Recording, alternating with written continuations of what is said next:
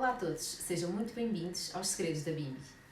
Eu sou a Liliana e estou aqui para vos apresentar diversas receitas realizadas na nossa amiga Bimbi. A receita de hoje é Nutella. Gostaram?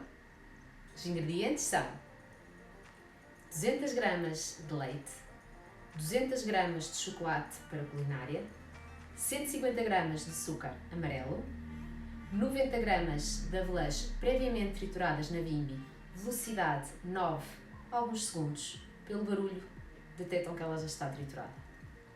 90 gramas de óleo vegetal. Vamos bimbar?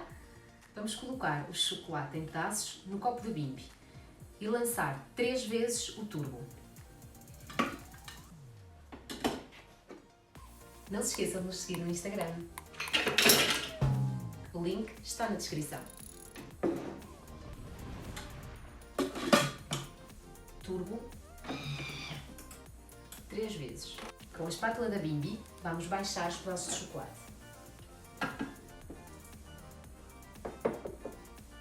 De seguida, vamos colocar 30 segundos, velocidade 8.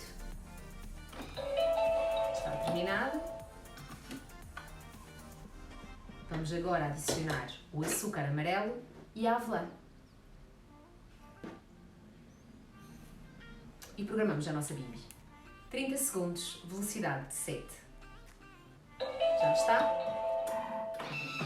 Vamos adicionar os restantes ingredientes, que é o leite e o óleo. Não se esqueçam de nos seguir também no Facebook, o link está na descrição.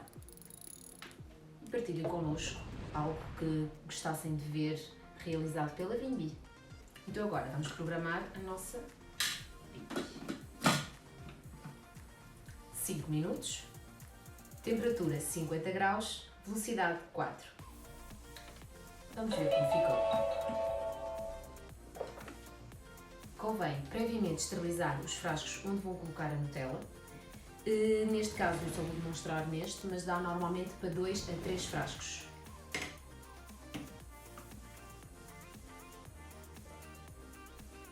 Deixa arrefecer e depois leva ao frigorífico.